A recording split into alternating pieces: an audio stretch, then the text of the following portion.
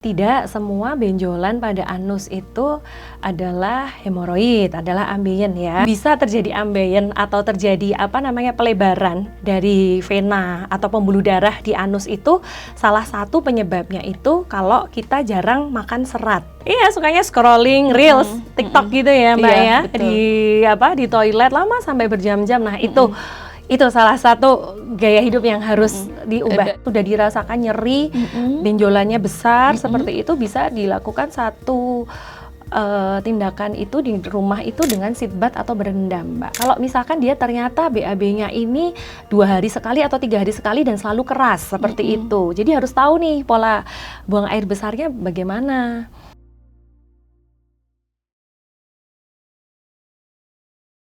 Halo, selamat berapa aja? Senang sekali podcast Bincang Kesehatan bersama Solopos Media Group.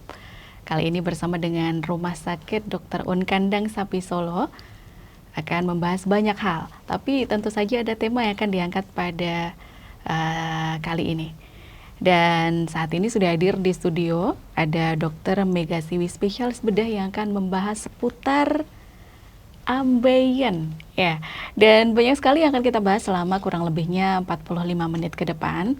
Dan pastikan Sobat Expose Indonesia dimanapun Anda berada untuk tetap menyimak sampai selesai karena akan banyak sekali informasi yang akan Anda dapatkan. Di samping saya sudah ada Dr. Mega Siwi, spesialis bedah yang tadi sudah saya sampaikan.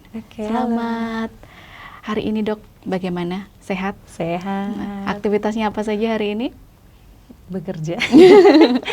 Praktek. Gimana, Dok? Banyak pasien, Dok? Apa ini sedang panas, hujan ya? Gitu ya. Banyak pasien begitu, Dok? Lumayan sih ya, ini musim liburan ya. Iya, betul sekali, Dok. Nah, Dok, hari ini temanya kita adalah bye-bye ambeien drama. Ya, bagaimana kita bisa duduk nyaman tanpa khawatir ambeien ya. Kita nanti akan bahas banyak hal ya, Dok ya. Seputar mitos-mitosnya, kemudian bagaimana pencegahan, bagaimana cara untuk mengobati untuk mereka yang sudah terkena ambeien begitu ya, Dok ya. Baik, Dok, untuk saat ini kan hemoroid atau wasir ini memang jadi masalah kesehatan yang seringkali dianggap tabu atau memalukan. Dan juga kalau mau ngobrol tuh malu gitu ya, kayak aib gitu ya, Dok ya. Banyak sekali yang menganggap ini jangan deh, jangan ditanya gitu. Akhirnya cari pengobatan sendiri. Banyak nih, Dok. Karena kalau cari di marketplace ya, itu obat ini dijamin ampuh ya, pasti dan sebagainya kayak gitu. Terus bahkan sampai akhirnya mereka baru ke dokter, baru ke fasilitas kesehatan itu ketika mungkin sudah parah seperti itu. Nah, kalau di RS Dr. Un Kandang Sapi Solo saat ini kan sudah ada bagaimana cara mengatasinya dan pengobatannya ya, Dok ya. Benar. Tapi sebelum kita ke sana, ini juga buat prepare pengetahuan para pemirsa Sobat Expose Indonesia di mana saja berada untuk mengetahui ambeien itu ya, Dok ya. Nah, ini Dok, ini sebenarnya ini saya temuin banyak sekali mitos-mitos kayak penyebab ambeien itu hanya pada atau dia bisa menyerang untuk usia yang sudah tua saja. Usianya yang sudah muda-muda itu nggak bakal kena ambeien. Terus duduk di bantal, kebanyakan duduk di lantai. Terus juga makan makanan kayak makan pedes, makan jambu klutuk, itu katanya juga bisa menyebabkan ambeien. Terus ini juga mitos-mitos seperti ini kan sering sekali berkembang di masyarakat. Nah, bagaimana ini secara kesehatan yang lurus-lurus diluruskan, Dok? Soal mitos-mitos ini karena banyak sekali ya, Dok ya. Jadi yang pertama tuh kalau sakit ambeien tuh nggak perlu malu. Itu bukan suatu aib. Itu bisa terjadi pada siapapun di usia berapapun seperti itu ya. Jadi kalau tadi mitosnya usia orang hanya orang dewasa, orang tua gitu. Enggak ya. Jadi memang sakit ambeien ini karena dia memang tidak tergantung hanya karena faktor usia aja ya, seperti itu. Jadi biasanya sih memang sering terjadi sih pada malah pada ibu hamil, kayak gitu, karena ada tekanan nih, kan ibu hamil kan perutnya besar nih, sehingga menekan, nah seperti itu, sehingga menekan ke bawah, kemudian menekan pada pembuluh darah di bagian bawah. Jadi mungkin sebelumnya saya jelasin dulu kali ya, ambeien itu apa sebenarnya. Jadi ambeien itu dia pelebaran di pembuluh darah tapi di anus seperti itu, kayak varises. tetapi dia di anus seperti itu. Nah, jadi kalau kita paham dulu ini itu kenapa, nanti kita bisa nih memikirkan nih mana yang benar mana yang nggak benar ya seharusnya. Nah, salah satunya itu kalau usia, jadi bisa pada usia remaja, usia dewasa muda, tua, lansia. Jadi sebenarnya memang pada segala usia bisa seperti itu. Kalau memang penyebabnya itu ada gitu ya. Ada. Hemoroid nama lainnya ya dok ya ambeien ini. Nama medisnya tuh hemoroid seperti itu. Kayak gitu. Mitos yang kedua tuh makan jambu klutuk. Ya, atau makan pedas ya. Jadi bisa terjadi ambeien atau terjadi pelebaran dari vena atau pembuluh darah di anus itu salah satu penyebabnya itu kalau kita jarang makan serat. Jadi kalau BAB atau feses kita atau tinja kita itu keras, sembelit kalau sering. Ini perempuan nih dok yang sering sering BAB susah nih dok, karena susah makan serat itu ya dok. Nggak harus perempuan sih sebenarnya, kalau sering sih kalau berdasarkan pasien yang datang itu laki perempuan kalau memang punya kebiasaan nggak mau makan tidak makan serat, sayur, buah seperti itu, kemudian air putihnya kurang. Nah, otomatis itu juga akan menyebabkan BAB-nya kan jadi keras nih. Nah, kalau sering BAB keras seperti itu, maka kan pergerakan akan memberikan satu beban lebih gitu loh pada dinding-dinding anus kita seperti itu. Jadi suatu saat bisa terjadi ambeien kayak gitu ya. Jadi bukan karena makan jambu klutuk aja seperti itu, tetapi karena konsumsi seratnya kurang, konsumsi air minumnya kurang seperti itu ya. Terus kalau yang tentang duduk di bantal atau duduk di lantai, nah pada dasarnya salah satu yang menyebabkan atau faktor resiko bisa terjadi ambeien itu kalau duduknya lama. Terlalu lama. Nggak di lantai aja, ya, di lantai kursi aja di juga kursi. Bisa kalau terlalu lama. Jadi misalkan kerja nih berjam-jam duduk terus seperti itu. Nah, itu bisa menjadi satu faktor resiko karena memberikan tekanan ke bawah seperti itu, kondisi stagnan, seperti itu, kurang gerak. Nggak itu mau minimal kalau duduk lama berdiri lah dok ya. Iya, jadi untuk ada gerak biar ada jedanya gitu. Jadi dalam jeda berapa menit kayak gitu, yuk jalan gerak seperti itu. Jadi aliran darahnya itu lancar ya, seperti jangan itu. mager-mager ya. Betul. Jangan mager-mager. Salah satunya duduk itu juga duduk di toilet. Nah, ini biasanya nih para cowok-cowok nih dok, karena mereka sambil main game lama gitu scrolling ya. Jadi duduk scrolling. nongkrong bisa berjam-jam. Iya, padahal udah selesai BAB-nya. Oke. 30 menit duduk. Iya, ini juga bisa ternyata dok. Sangat bisa. Dan itu sering sekali jadi faktor risiko mungkin tadi ambeiennya masih kecil, masih ringan, nanti itu bisa memperberat kalau kondisinya tidak diubah. Jadi sering terlalu lama duduk, jadi kurang gerak. Intinya sih karena dia duduk lama, stagnasi, memberi tekanan sehingga kan aliran darah baliknya di venanya itu kan jadi nggak lancar ya, sehingga menyebabkan ambeien. Waduh, ya ini peringatan buat yang belum kena, jangan sampai kena, dan yang kebiasaan buruknya seperti itu sudah stop ya dok ya, berbahaya. Nah dok, kalau ini apakah semua benjolan yang ada di anus itu pasti hemoroid atau ambeien? Oke, jadi tidak semua benjolan pada anus itu adalah hemoroid, adalah ambeien ya. Jadi memang kalau ambeien itu sendiri dia benjolannya memang pada bantalan anus seperti itu, di mana itu terjadi karena pelebaran dari pembuluh darah di situ. Nah, ada lagi namanya memang dia tumor kayak gitu, tumor pada anus seperti itu ya. Dan dia biasanya kalau tumor itu dia muncul tidak hanya pada saat BAB aja. Kalau ambeien itu biasanya sih dia gejala-gejalanya itu nanti semakin berat dirasakan pada saat seseorang ini buang air besar. Tetapi kalau tumor dia memang ada di situ kapanpun kayak itu kan. Jadi dari awal kecil besar tidak hanya keluar pada saat buang air besar aja, tapi itu. memang ada di situ. Ada di situ ya. Nah, Terus bisa juga adanya abses atau bisul di sekitar anus, itu juga bisa seperti itu. Kalau itu murni karena infeksi ya, bisul kayak gitu. Nah, jadi kalau misalkan dirasakan ada benjolan di anus seperti itu, terasa mengganggu, nyeri, gatal, yes, diperiksakan aja. Kalau sudah muncul ada benjolan pada anus, segera periksa ke dokter. Apakah semua orang itu berpotensi atau dia punya gejala-gejala itu bisa kena ambeien kayak gitu, atau memang ini secara menyerang orang-orang tertentu aja, Dok? Oh, ya itu tadi, selama faktor resikonya itu dihindari, ya bisa terhindar sebenarnya. Begitupun pada segala usia, segala kelompok masyarakat seperti itu, bisa juga terkena kalau faktor resikonya tidak dihindari. Itu lagi, balik lagi. Kayak yang tadi. Balik lagi. Karena ada mitos, Dok. Ini Wiwin di bakat ambeien gitu. Kamu punya bakat untuk kena ambeien, atau mungkin dia kebiasaannya buruk lah. Aku di bakat ambeien, ya ora bakal ambeien. Nah, ini mitos seperti ini banyak, Dok, memang. Kalau bakat itu enaknya bakat nyanyi, bakat Dok. main musik gitu ya, Mbak ya. Tapi kalau bakat ambeien tuh enggak ya.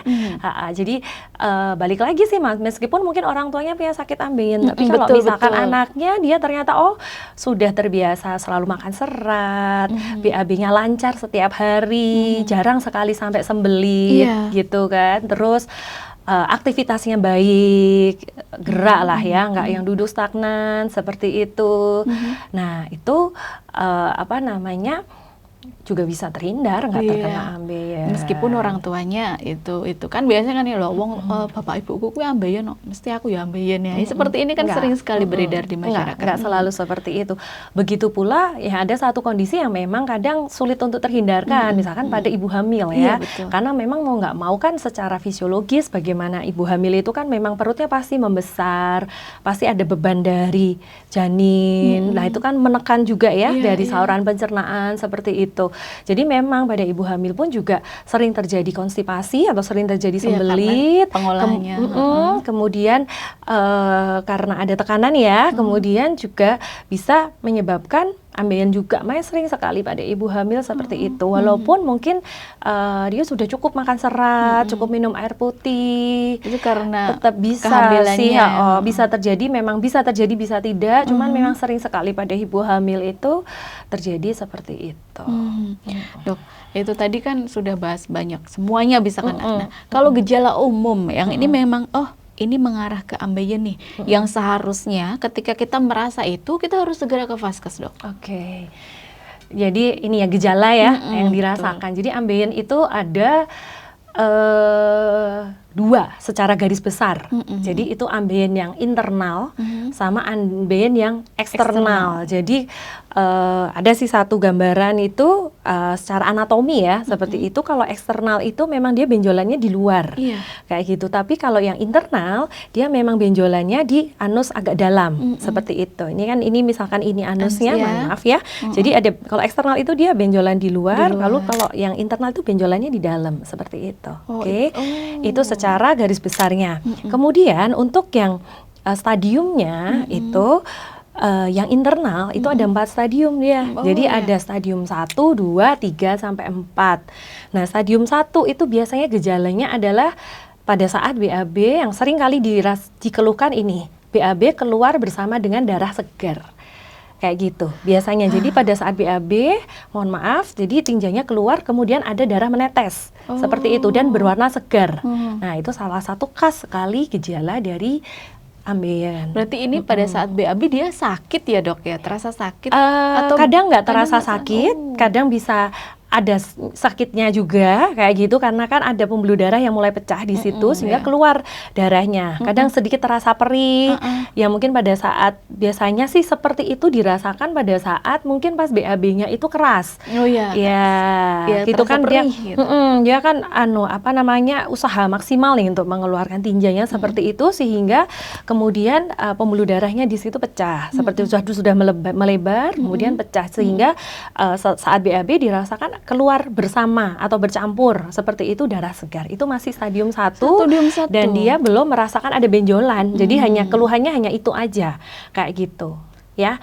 Kemudian kalau sudah dia merasakan ada benjolan, misalkan pada saat BAB nih, dok keluar darah segar, kemudian ada benjolannya, gitu. Karena dia kepo ya dok, dipegang, oh ada benjolan. Enggak kepo aja sih, Tapi memang kerasa, pasti ya, Dok, kerasa, ya? kayak gitu. Biasanya kerasa nih keluar benjolan, tapi bisa masuk sendiri dok setelah BAB. Nah itu dia masuk ke stadium yang 2. Ya, jadi benjolannya dari dalam ini ada benjolannya, jadi ambeien pelebaran itu lama-lama ada benjolan. Nah, benjolannya ini dia terasa mengganjal, tapi bisa sendiri masuk sendiri kayak gitu setelah BAB ya. Karena kan sudah keluar, sudah mulai rileks, kemudian dia bisa masuk sendiri. Itu masih di grade 2. Nah, lalu nanti yang selanjutnya nih, lama-kelamaan kalau dibiarin seperti itu, nanti pada saat BAB keluar benjolan, mesti dimasukin lagi pakai tangan, nggak bisa masuk sendiri, itu masuk ke grade 3. Oh. Nah, kalau sudah keluar nggak bisa masuk lagi, jadi misalnya setelah BAB langsung kerasa benjolan, ganjal, pasti terasa ganjal. Biasanya yang dirasakan pasien itu ada benjolan, terasa ganjal, nyeri, gatal, nah itu gejala-gejala yang dirasakan seperti itu. Nah, kalau dia sudah benjolan yang internal ini udah keluar besar, nah itu sudah masuk ke grade 4. Aduh. Jadi kalau mau ke grade 4 harus ke 1 dulu ya dok. Artinya kalau atau harus tiba-tiba saja bisa langsung? Enggak, pasti berjalan. Itu pasti ada prosesnya. Artinya kalau sudah masuk grade 1 ya harus segera ke vaskes ya dok ya untuk ditangani. Jadi gini, sebenarnya boleh kalau dirasakan BAB berdarah, itu memang sebaiknya periksa ya, kayak gitu ya, periksa ke dokter, kemudian bisa konsultasi dan dilakukan pemeriksaan terlebih dahulu. Jadi kalau pada yang grade 1 itu bisa dilakukan satu tata laksana yang non operatif, yang masih dilakukan sendiri oleh pasien, yaitu harus memperbaiki dari pola makan. Jadi biasanya kalau masih grade 1 itu bisa itu harus perbaiki dari pola makan. Kalau misalkan dia ternyata BAB-nya ini 2 hari sekali atau 3 hari sekali dan selalu keras seperti itu. Jadi harus tahu nih pola buang air besarnya bagaimana. Jadi kalau pola buang air besarnya itu ternyata 3 hari sekali, atau kadang seminggu sekali, 4 hari sekali, atau setiap kali BAB pasti keras. Nah itu biasanya itu memang seseorang ini kurang konsumsi seratnya biasanya kurang, kemudian atau air putihnya kurang, atau geraknya juga kurang. Seperti itu, karena itu pasti mempengaruhi dari konsistensi dari metabolisme badan ya juga ya, bikin karena akhirnya bisa keluarnya keras itu kadang-kadang ya dia selain makan juga dia kurang gerak. Ya, kalau kurang gerak otomatis kan jadi kayak pergerakan ususnya seperti itu, sehingga menyebabkan ini kan sulit dikeluarkan ya, jadi keras seperti itu. Jadi biasanya kita akan sarankan untuk perbaikan dulu nih pola makan, kemudian perbaikan harus banyak minum air putih, kemudian kalau memang ternyata sering duduk lama nih mesti diperbaiki juga sih, harus banyak gerak. Biasanya kalau pada grade 1, grade 2 awal-awal seperti itu, dan dengan obat kita berikan obat yang jenis flavonoid namanya seperti itu. Nah itu biasanya bisa mengecilkan atau istilahnya mengurangi dari gejalanya itu, kayak gitu. Tapi memang harus maintenance-nya itu pola makan, pola ininya hidupnya harus diperbaiki seperti itu. Wow, berarti ya itu tadi balik lagi gaya hidupnya ya dok ya, biar bisa terhindar dari begini. Terhindar pun kalau tiba-tiba kena, ya sudah perbaiki gaya hidup biar tidak kambuh-kambuh ya. Iya, tapi kalau memang sudah ada benjolan, nah itu tadi kan sebaiknya periksa ya, kayak gitu. Kalau memang dirasakan itu sudah tadi di grade 2 atau grade 3 seperti itu, segera periksa aja. Jadi kalau memang nanti ada opsi untuk, pertama biasanya tetap opsinya adalah obat dulu seperti itu. Kemudian kalau memang sudah indikasi dilakukan tindakan operasi, ya mungkin kita sarankan seperti itu. Baik dok, karena tadi saya di awal sudah menyebut, ada cara menghadapinya, solusinya yang modern adalah bedah laser hemoroid yang dilakukan di RS Dr. Un Kandeng Sapi Solo ya dok.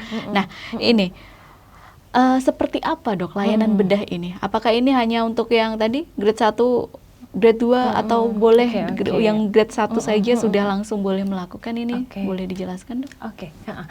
Jadi untuk tata laksana ambeien itu tadi kan sudah saya singgung ya, untuk yang grade 1 itu bisa dengan kita dengan obat-obatan dan perubahan Gaya hidup. pola makan, seperti itu. Mungkin bisa diperlukan kayak tadi ditambahan obat pencahar bisa diberikan, tetapi memang obat pencahar itu juga tidak akan akan selalu balik lagi ke pola makan tadi seperti itu. Kemudian pada grade 2, grade 3 sampai lagi kalau grade 3 grade 4 itu sudah indikasi untuk tindakan operasi. Kemudian kalau grade 2 memang masih di borderline sih, maksudnya masih ada pilihan, kita coba usahakan dengan yang non operatif dulu, kemudian nanti kalau memang tidak bisa ya atau cenderung membesar seperti itu ya kita pikirkan untuk ke arah operatif. Nah tadi kan ditanyakan ya untuk operasinya itu bagaimana, tindakannya bagaimana. Jadi memang kalau operasi ambeien itu dulu ada yang metode konvensional ya. Konvensional itu di mana benjolannya itu dipotong ya, benjolannya dipotong, kemudian bisa dilakukan ada penjahitan ataupun ada yang tidak dijahit seperti itu. Ya, jadi memang pembuluh darahnya harus diikat, pembuluh darah yang melebar itu kan ada pengikatan pembuluh darah yang menyebabkan perdarahan itu, menyebabkan hemoroid itu, kemudian juga benjolan yang sudah terlanjur benjolan itu harus dipotong. Itu yang metode yang lama ya, konvensional ya. Seperti itu. Nah, sekarang memang kita ada metode yang baru yang memang lebih minimal ya, invasif, tidak perlu dipotong semuanya benjolannya. Jadi dengan ada namanya metode laser hemoroidoplasti ya. Jadi metode ini tetap sih untuk pembuluh darahnya tuh tetap kita ikat di dalam, ada pengikatan itu. Kemudian untuk benjolannya itu memang dengan menggunakan laser itu kita istilahnya kita tusukkan aja lasernya itu. Saya dengan laser itu membantu untuk benjolannya itu dikempeskan dari laser itu, seperti itu. Nah, memang ideal sebenarnya pada grade 2, grade 3, di mana dia belum sampai di grade 4 yang menonjol keluar semua. Karena kalau pada grade 4 yang sudah menonjol keluar semua, itu memang tidak bisa hanya murni dengan laser. Kayak gitu, pasti ada bagian yang harus dipotong ya, seperti itu. Tetapi memang dengan dibantu dengan laser itu biasanya juga area yang dipotong dia lebih sedikit atau tidak sebanyak pada dengan metode yang konvensional seperti itu. Nah, jadi memang ya sebaiknya ya memang tidak perlu menunggu sih sampai harus di grade 4, jangan kayak gitu. Ketika saja kalau memang ketika sudah grade 1 langsung periksa sehingga sudah dapat obat atau edukasi bagaimana yang benar. Kemudian kalau memang dirasakan sudah di grade 2, misalkan udah dirasakan ada benjolan walaupun bisa masuk sendiri, ya segera periksa aja. Segera periksa. Kalau memang itu sudah satu indikasi tindakan operasi, itu akan lebih baik dilakukan masih pada kondisi yang dia belum terlalu besar dan belum parah seperti itu. Jadi masih ada chance untuk bisa dilakukan dengan laser seperti ini. Kemudian nanti kan dia juga nyeri pasca operasinya juga jauh lebih minimal dibandingkan kalau harus dilakukan pemotongan seperti itu. Karena ya memang sakit banget sih kalau dengan metode yang konvensional ya, karena memang ada area yang dipotong, ada area yang dijahit, seperti itu memang pasca operasi biasanya lebih nyeri. Itu konvensional. Berarti itu adalah perbedaannya laser dan konvensional, Dok? Iya, kalau yang laser memang minimal nyerinya seperti itu, tapi bukan yang tanpa nyeri sama sekali, tetap ada nyerinya, tetapi nyerinya jauh lebih ringan gitu. Dan kemudian juga setelah operasi biasanya dia lebih cepat untuk beraktivitas. Berarti ini penyembuhannya lebih cepat, pemulihannya lebih cepat begitu dibanding pemulihannya dia akan lebih cepat seperti itu.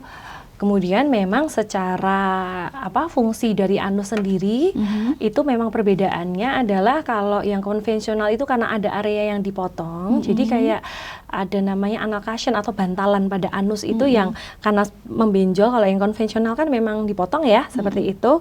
Nah, atau kalau memang sudah kondisinya sudah grade 4 yang sudah prolaps keluar besar seperti itu kan mau nggak mau memang harus dipotong seperti itu.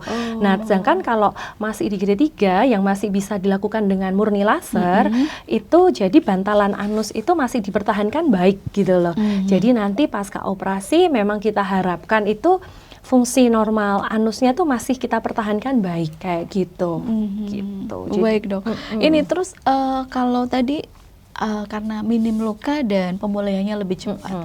Ini prosedurnya apa, Dok? Apakah harus rawat inap atau boleh pulang sesudah? Tidak. Ya, jadi tetap kalau tetap kita melihat kondisi pasien ya. Jadi biasanya bisa kalau pada kondisi pasien yang baik seperti itu tidak ada komplikasi, maksudnya tidak ada faktor pemberat seperti itu pada pasien, biasanya bisa dengan one day surgery. Tetapi tetap nanti setelah operasi tetap ada observasi dulu biasanya seperti itu. Tapi memang pada kondisi mungkin pasien dengan komorbid atau faktor penyakit pemberat seperti itu, yang akan mungkin perlu rawat inap dulu sih untuk observasi seperti itu. Tapi karena harus dilihat dulu seperti apa. Ya, perlu observasi, pasca operasi itu. Perlu dilihat secara keseluruhan dulu kondisi pasien bagaimana. Ini Dok, kan tadi bukan tanpa rasa sakit, tapi ada rasa sakit. Ini dibius nggak sih Dok? Dibius total atau dibius? Oke, jadi kalau pada saat tindakan itu mau metode konvensional atau metode laser pun juga pasti dibius ya. Jadi tetap dibius, biasanya pembiusannya itu bius regional ya, kayak spinal, maksudnya kayak separuh seperti itu, tapi ini tidak terasa. Iya, tapi tidak terasa seperti itu. Jadi selama tindakan ya pasien nggak terasa sakit gitu. Ada juga sih mungkin yang perlu juga masyarakat juga tahu juga salah satu cara ya, kalau misalkan pasca operasi atau mungkin belum operasi tetapi sudah dirasakan nyeri, benjolannya besar seperti itu, bisa dilakukan satu tindakan itu di rumah itu dengan sitbat atau berendam, Mbak, kayak gitu. Jadi misalkan nih sering ya, gini kan mungkin malu tadi ya, mau periksa, terus kayak takut nih, mungkin takut kalau operasi pasti sakit, jadi mungkin takut periksa, banyak yang seperti itu ya, tapi tiba-tiba waktu mungkin buang air besarnya keras atau bagaimana, terus keluarlah benjolannya besar dan sakit, biasanya pasti sakit kalau pada saat benjolannya sudah besar itu biasanya sakit sekali. Nah itu yang bisa dilakukan yang pertama itu berendam, Mbak, kayak gitu, berendam di ember berisi air hangat. Ya, kemudian bisa diberi cairan antiseptik atau sabun atau yang ringan aja seperti itu, berendam sekitar 10-15 menit sehari, mungkin 3-4 kali. Itu bisa dilakukan baik pada kondisi yang belum operasi, pada saat benjolan keluar nyeri, atau juga dilakukan pasca operasi. Apapun metode operasinya. Misalkan dioperasi pada saat dia memang sudah benjolan keluar besar, kan mau nggak mau ada yang harus metode yang dipotong juga, itu kan pasca operasi memang nyeri, sehingga berendam itu biasanya jauh menurunkan rasa sakit nyerinya, membuat pasien jauh merasa lebih rileks, kemudian memang mempercepat penyembuhannya juga dengan berendam. Ini kalau usia operasi tentu saja nggak terbatas ya Dok, mungkin ada kan yang malu, mosok cah operasi gitu loh, operasi ambeien isen gitu. Enggak. Kalau kita lihat memang sudah indikasi untuk dilakukan tindakan operasi, ya kita sarankan untuk dilakukan tindakan operasi. Iya. Jadi ini memang disarankan kalau memang masih derajatnya stadiumnya kecil, ini bisa pakai laser yang praktis ya Dok, minim luka dan juga cepat pulih itu tadi ya Dok ya. Nah ini Dok, kalau misalnya sesudah operasi, ini ada yang harus dilakukan pasien selain tadi mengurangi rasa nyerinya dengan berendam, itu apa lagi Dok? Oke, berarti setelah operasi tetap mesti menjaga itu pola makan, harus banyak makan tadi, serat itu, minum air putih, terus obat-obatan juga yang nanti akan ada obat-obatan yang diberikan pasca operasi yang memang harus dikonsumsi itu. Tetap kembali mau sebelum operasi atau setelah operasi pun bukan berarti lalu bebas untuk kembali ke gaya hidup yang lama, enggak seperti itu. Tetap pola makan, pola hidup itu yang harus diperbaiki. Iya, itu bawa bantal donat karena harus bawa bantal tuh ya kan habis operasi tuh duduknya. Iya. Biasanya kalau pasca laser tidak sampai seperti itu sih, nyeri. Ya, jadi tiba-tiba kalau habis operasi harus bawa bantal donat Kesini bawa bantal donat, kesana bawa bantal donat, nyetir bawa bantal donat. Ya karena biasanya nyeri ya. Iya betul. Mungkin kalau yang memang datang dioperasi pada saat sudah benjol gede, mau nggak mau ada yang dipotong, ya mungkin itu ya mengurangi nyerinya. Tetapi sebenarnya itu tidak jauh berbeda sih sebenarnya. Baik. Gitu. Dok, ini kalau obatnya dok yang harus dikonsumsi, apakah banyak banget, misalnya 10 sehari ya? Oke, jadi kalau obat itu biasanya tetap kita berikan satu jenis yang flavonoid itu juga diberikan, biasanya diberikan anti nyeri, anti radang, antibiotik kalau perlu. Gitu ya. Nanti biasanya itu yang diberikan, tidak banyak sih. Sampai berapa hari dok itu dok? Paling kalau untuk obat anti nyeri, anti radang biasanya mungkin 5 hari segitu. Tergantung dari kondisi pasien ya.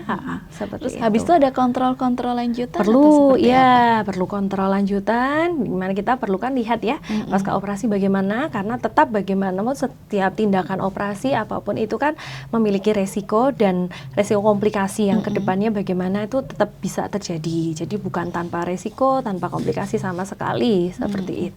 Iya baik. Sudah, berarti kita udah melewati, udah operasi nih ya dok. Iya.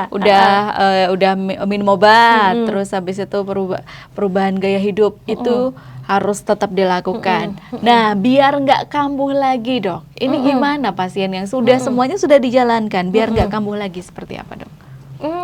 Biasanya kekambuhan itu terjadi kalau memang ada perubahan dari satu, misalkan itu tadi, misalkan ada beban berlebihan, misalkan tadi kayak misalkan pasien hamil, seperti itu memang bisa. Kedua, kalau dia akan muncul lagi, biasanya kalau apa sih ada faktor pemicunya, kayak gitu. Yaitu tadi kalau misalkan dia kembali ke mungkin BAB-nya keras lagi, sering keras lagi, nah seperti itu ya bisa muncul lagi Mbak, kayak gitu. Jadi memang makanya tadi saya sampaikan itu gaya hidup seperti itu dan pola makan, pola itu tadi harus tetap dijalankan. Tinggalkan gaya hidup yang buruk ini ya. Jadi obat pencahar, misalkan BAB yang keras seperti itu, obat pencahar nggak bisa, harus konsumsi terus menerus, harus kembali. Jadi itu bukan satu-satunya, bukan solusi utama untuk buang air besar yang lancar seperti itu. Untuk buang air besar yang lancar itu memang kembali lagi tadi yang konsumsi serat dan air putih yang cukup itu, seperti itu. Jadi makanan yang harus dihindari ada dok? Kalau harus dihindari tidak, tapi malah yang tadi mungkin makanan yang disarankan contoh-contohnya kalau buah itu biasanya mungkin saya seringnya pepaya ya. Padahal banyak sebenarnya selain itu ya, kayak misalkan buah-buahan yang berwarna mencolok. Biasanya dia antioksidannya tinggi, itu juga membantu sekali untuk memperbaiki dari saluran cerna kita. Kayak buah naga ya, seperti itu, apel. Jadi buah yang berwarna mencolok seperti itu tuh salah satu tuh contoh yang bagus ya, antioksidannya cukup tinggi. Kemudian mungkin golongan oat ya, seperti itu dia seratnya tinggi itu ya. Jadi dia mempermudah ketika ke belakang itu. Kalau untuk makanan yang mungkin yang dihindari sih mungkin jangan yang terlalu pedas ya. Walaupun sebenarnya makanan pedas tidak berhubungan secara langsung untuk terjadinya ambeien, tetapi kalau kita makan yang terlalu pedas kadang tuh merangsang dari pergerakan usus yang berlebih, iritasi, kemudian suka pada saat buang air besar jadi nyeri, seperti itu. Kelamaan ya. Gitu. Jadi memang sebaiknya sih dihindari, jangan terlalu pedas sih, seperti itu. Ya, boleh pedas. Kalau orang Indonesia kan sukanya makan pedas dok ya. Boleh, tapi nggak berlebihan. Sampai level 10 gitu ya, 15. Betul dok. Segala sesuatu yang berlebihan nggak baik ya dok. Segala sesuatu berlebihan nggak baik. Jadi pada dasarnya semua itu harus imbang sih Mbak, seperti itu. Makan serat, air putih, tetapi juga protein hewani yang lain-lain juga bukan berarti tidak, kayak gitu juga harus masuk. Gitu. Itu kan tadi makanan. Kalau kebiasaan yang harus dihindari dok? Kebiasaan itu tadi duduk jongkok. Apa namanya? Di toilet terlalu lama. Itu pasti sering ya. Karena biasanya orang-orang tuh bilang kalau di toilet tuh ide seperti meledak-ledak dok. Gitu ya, langsung ya. Iya, baik. Iya, sukanya scrolling reels, TikTok gitu ya Mbak ya. Betul. Di toilet lama sampai berjam-jam. Nah, itu salah satu gaya hidup yang harus diubah, dihindari. Dan harus dihindari. Baik, dok, tadi kita sudah operasi, sudah dilakukan, kemudian biar nggak kambuh lagi juga perubahan gaya hidup dan sebagainya sudah dilakukan. Nah, kemudian ini dok, untuk bagaimana pesan kepada masyarakat agar tentu saja ini tidak menjadi, agar tidak malu-malu ya dok ya, untuk ke dokter juga, agar bagaimana kita bisa mencegah, terus kalau sudah kena pengobatan dan sebagainya seperti apa dok? Jadi pesan saya, penyakit ambeien bukan suatu penyakit yang memalukan, bukan suatu aib. Sehingga apabila sudah mulai dirasakan dari gejala awal seperti itu tadi yang sudah saya jelaskan tadi, segera periksa, kemudian dilakukan perubahan gaya hidup yang mencegah supaya jangan sampai nunggu ini ambeiennya ini besar gitu loh. Jadi jangan sampai nunggu besar baru periksa. Seperti itu, nggak perlu malu. Nah, yang perlu dilakukan yang tidak bisa menggantikan obat-obatan, yang utama itu adalah asupan makanan ya. Harus makan yang tinggi serat, makan cukup air putih, kemudian olahraga. Gerak ya, olahraga, jalan, apapun itu. Apapun itu yang disukai bisa ya, Dok ya. Makanya jangan biarkan diri kita ini mager. Wah, gitu males loh gerak ya, ya. apalagi duduk lama. Terus jangan suka nongkrong di toilet. Kalau nongkrong di coffee shop aja ya. Kayak gitu, tetapi itu pun juga harus ada gerak, jalan-jalan dong, jangan terlalu lama jadi duduknya. Jangan nongkrong lama di toilet seperti itu. Intinya jangan nunggu sampai ambeien itu gede kayak gitu.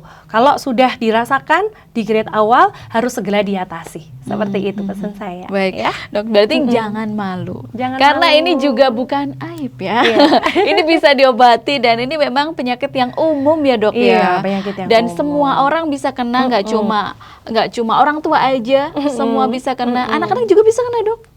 Bisa, tetapi memang pereannya lebih kecil. Lebih kecil ya. Anak-anak Jadi biasanya kan juga dia gerak seperti itu, masih aktif ya anak-anak. Nah, biasanya. ini Dok, itu tadi pesannya udah disampaikan ya, Dok. Kalau misalnya nih, ya yang malu-malu tadi, setelah nonton podcast ini, tiba-tiba tergerak, ya udah deh saya harus ke Vaskes, ya udah deh saya harus ke Rumah Sakit Dr. Un Kandang Sapi Solo. Ini gimana, Dok? Prosedur alurnya harus kemana? Oke, bisa langsung datang ke Rumah Sakit Dr. Un Kandang Sapi Solo, kemudian mendaftar, bisa periksa ke saya, ke Poli spesialis bedah seperti itu. Langsung. Setiap hari ada. Setiap hari ada. Selain tanggal merah ya, ini harus antri dulu, Dok, atau bisa pesan dulu jam? Bisa bisa daftar, bisa via aplikasi, bisa via telepon, seperti via WA juga bisa. Jadi reservasinya bisa melalui berbagai channel. Berbagai cara. Jadi bisa booking dulu seperti itu. Kalau informasinya yang lebih lanjut lagi ada Instagram rumah sakit, Dok? Ada Rumah Sakit Dr. Unska. Di follow, jangan lupa untuk mendapatkan informasi kesehatan. Apalagi kalau yang pengen daftar ya, Dok ya, kita bisa langsung mengecek medsos, bisa Instagram, atau tadi ada WhatsApp ya, Dok ya? Ada WhatsApp-nya dan aplikasi juga. Ada aplikasinya Dr. Unska Mobile. Iya, Dr. Unska Mobile. Praktis sekali, Dok. Iya, tinggal download. Ya, klik ya. Ya, sibuk-sibuk bisa langsung klik. Terima kasih untuk Dr. Mega Siwi spesialis bedah sudah hadir di studio Solo Post Media Group dan untuk membincang kesehatan bersama dengan Dr. Mega Siwi. Dengan ini sudah selesai ya, Dok ya. Terima kasih sudah hadir di studio. Semoga sehat selalu ya, Dok. Sehat selalu juga buat Mbak Nana. Iya. Akhirnya saya juga pamit undur diri dari podcast Bincang Kesehatan bersama Solo Post Media Group. Kali ini bersama Rumah Sakit Dr. Un Kandang Sapi Solo. Saya pamit undur diri. Terima kasih atas kebersamaan Sobat Post Indonesia. Sampai jumpa di kesempatan lainnya.